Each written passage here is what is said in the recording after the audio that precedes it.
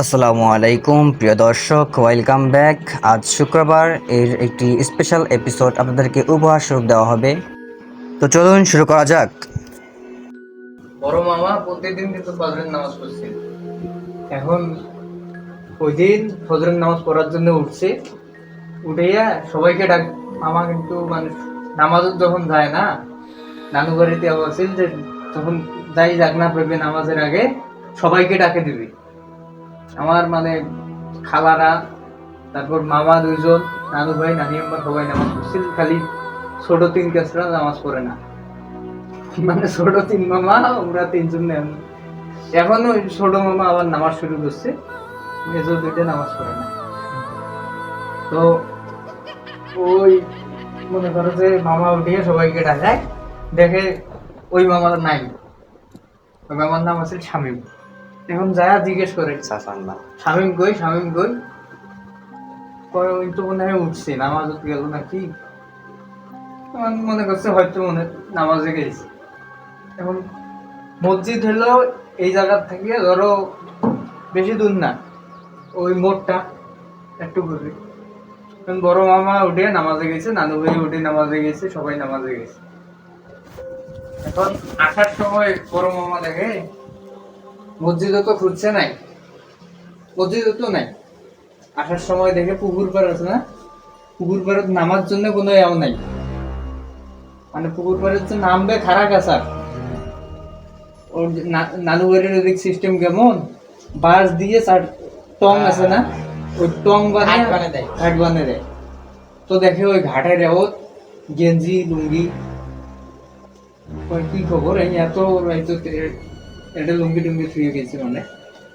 পরে বাড়ির যা জিজ্ঞেস করে শামীম কই, শামীম আইসে নেই দাও, কয় না তো শামীম নাই, আইসে নাই।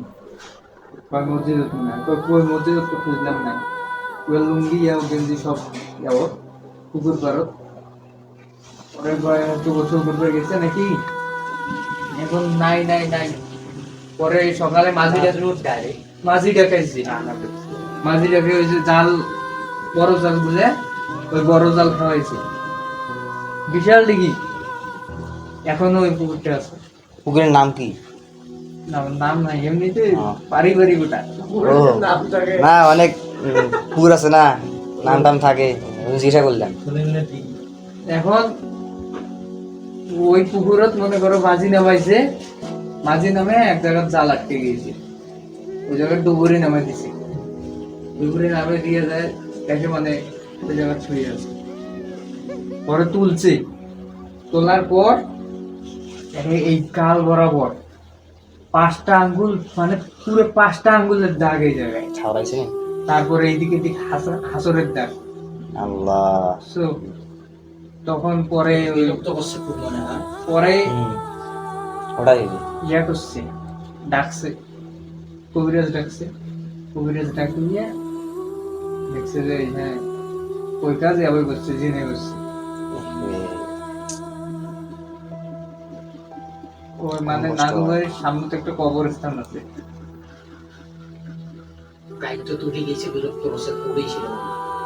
নানু বাড়ির মানে নানু বাড়ি এইটা, আমার নানু ভাইরা সবাই ওই এক জায়গাতে, 5 ভাই মনে করো ওই পুকুরের 3 সাইড দিয়ে 2 সাইড দিয়ে বাড়ি, 5 ভাইয়ের। ওপাশে মসজিদ, এপাশে মানে মসজিদের সামনেতে পুকুর, পুকুরের সামনেতে ফির এপাশে কবরস্থান, মানে একসাথে সব। আমার নানু বাড়ির সাথে গেলে মানুষ ভয় পায়। হ্যাঁ, বেশি করে সেঙ্গি ঘর থাকে বেশি ভাগ। নিস্তব্ধ জায়গা, পরিত্যক্ত, ডেঞ্জারাস। না, ভয়ের দিক দিয়ে ডেঞ্জারাস।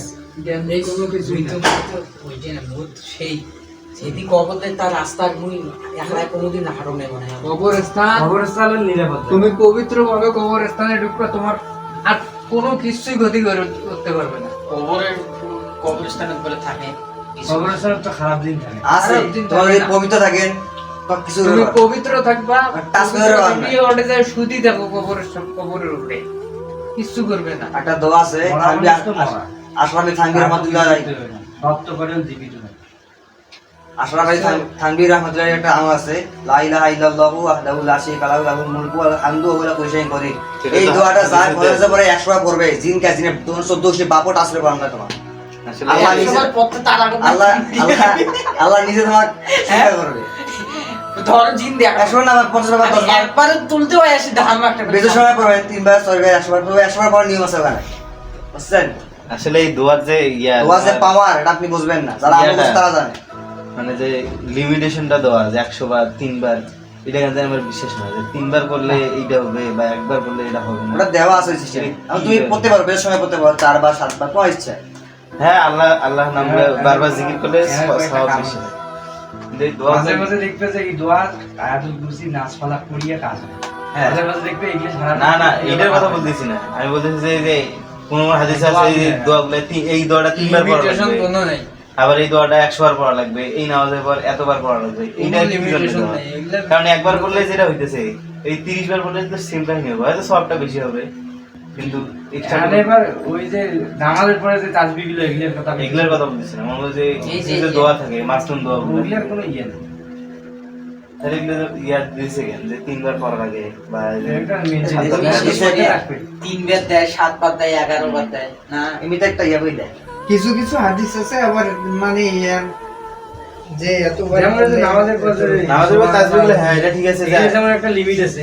এটা ঠিক আছে, এটা আমার ঠিক আছে, এটা কোনো ডাউট নাই, কিন্তু এই যে আপনার যে ইয়া দোয়া গুলো মাসনুন দোয়া গুলো, এগুলোও ইয়ে আছে। নবী করিম সাল্লাল্লাহু আলাইহি ওয়াসাল্লামের কাছে যে আসছিল না পানি পড়া টানি পড়া বা ইয়ে টিয়ে গুলো পড়ার জন্য, তো এই দোয়াগুলো পড়ি তো একটা ইয়ে করে দিছিল 3 বার পড়ে সুবহান এগুলো তো হ্যাঁ ওই থেকে আসছে এগুলো আসছে। সুন্নতি হিসেবে 3 বার 7 বার 11 বার 17 বার 21 বার 120 বার 101 বার সব সময় 23 টাইম।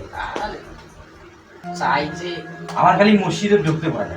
এই প্রথম প্রধান মসজিদ ফাঁকা থাকে, একলা একলা ঢুকতে পারে না। রাইতো না দিন, হ্যাঁ রাইতো না দিন, না দিনত কেটা ভালো, তাই ঠিক আছে।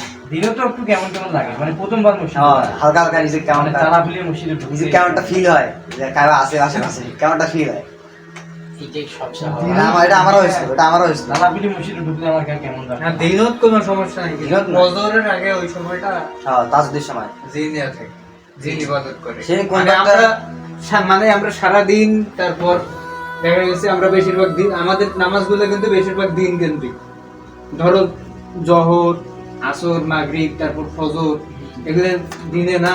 তাহলে দিনের কি নামাজ আছে? আর আছে না? আল্লাহ আছে না, আমার যেমন হিন্দু ধর্ম আছে আমার তো হিন্দু আছে। কেমনে আছে? ওরা একবারে নামাজ পড়ে কখন জানো, 5 ওয়াক্ত নামাজ একবারে ফজরের আগে পড়ে নেয়। আচ্ছা জিন তো আচ্ছা। বিলুপ্ত জাতি। বিলুপ্ত বলতে আল্লাহ কি জিন আর মানুষে কি করছে তার ইবাদত জিন ওটা করছে। রাখছে। অবশ্যই তাদের তো খতম ইবাদত করে করছে। দিছে। না না না খতম না, করে নাই। খতম। জিন আছে, জিন আছে অবশ্যই, না- জিন আছে, হ্যাঁ। মানে জিনের চ্যাপ্টার মনে করে যে মানুষ জাতি যে তৈরি আছে, মানুষ মানুষ যদি ধ্বংস করে দিয়ে আরেকটা জাতি আল্লাহ তৈরি করি, কারণ মানুষের মধ্যে যে চালাপালা গুলো বাঁচি গেল তার জন্য কি এই ইবাদতটা মানে বহাল থাকবে না, ইয়ে হয়ে যাবে, এটাই তো কথা। আমার কথা কি বাঁচবে কেমনে? শুনেন, এই যে জিন জাতি ধ্বংস করে দিয়েছে তারপর জিন বাঁচিয়েছে না, এই সাইডে মেডে যে আল্লাহ তো জানে যে আমি তাহলে তার নূহ আলাইহিস আল্লাহ চাইলে দাঁড়াও। কি সবাকে একদম খতম করে আমার দিবে। কথা এই বলছি। তারা আমি বলি, ছানি যেটা বলছে এটা ঠিক আছে, জিন জাতি খতম করার পরেও মানে ওদের কিছু ইয়ে আছে, হ্যাঁ। ওদের ইবাদত করার মানে ভালো। ওদের ইবাদত মুমিন করার মোত্তাকি যে যারা ছিল। এটা এখন আছে না, ওটা পার হয়ে গেছে। আছে, অবশ্যই আছে, অবশ্যই আছে। কারণ- কারণ কি, যে আমি বলি, ওই নূহ আলাইহিস সালামের একটা গোষ্ঠী ছিল না, ইয়া, কি তার নাম? লূত আলাইহিস সালামের, নূহ, কওমে নূহ, লূত, নূহ, sorry। লূত আলাইহিস সালামের একটা গোষ্ঠী ছিল না, ওদেরকে কি অপরাধের কারণে ধ্বংস করে দেয় নাই? কোনটা?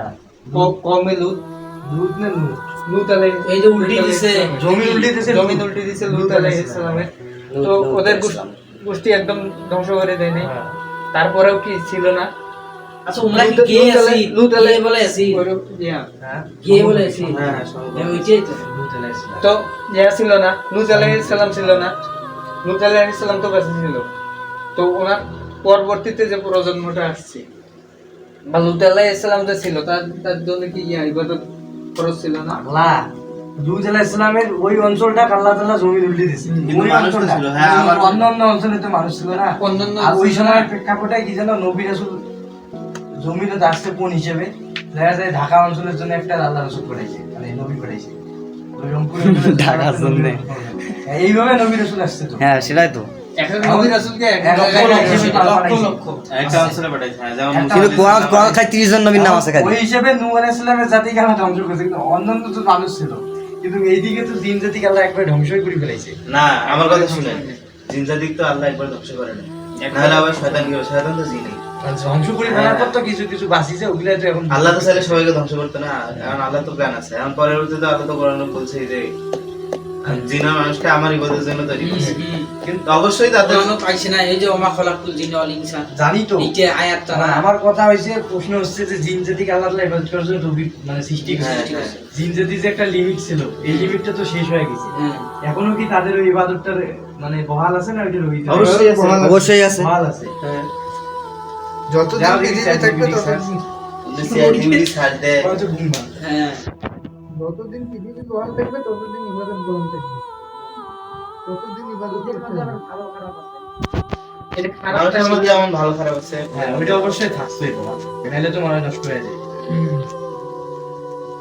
খারাপটা দেওয়াটা মানে আসলে খারাপ থাকে না, ওদের মানুষগুলা এগুলা কি আর আরে হ্যাঁ, খারাপ। ওগুলো মানুষগুলো খারাপ বানায়, এটা এটা 100% কারেক্ট। কুবিরে তো লাইক কোন বন্ধু? সঠিক কথা বলছিস। বুদ্ধি লাইক করে বুদ্ধি হবে। না বন্ধু এমনি Like আসলে বুঝলে সিগন্যাল যাবে। পানি মনে করো যে জিন জাতি তো স্বাধীন জাতি, ওদের তো কোনো হ্যাঁ, হ্যাঁ। আবদ্ধতা নেই আমাদের মধ্যে যেমন একটা কথা শুনছি, আমাদের ইয়া, আছে। 3 মাখলুকের 3 রকম সময় আছে।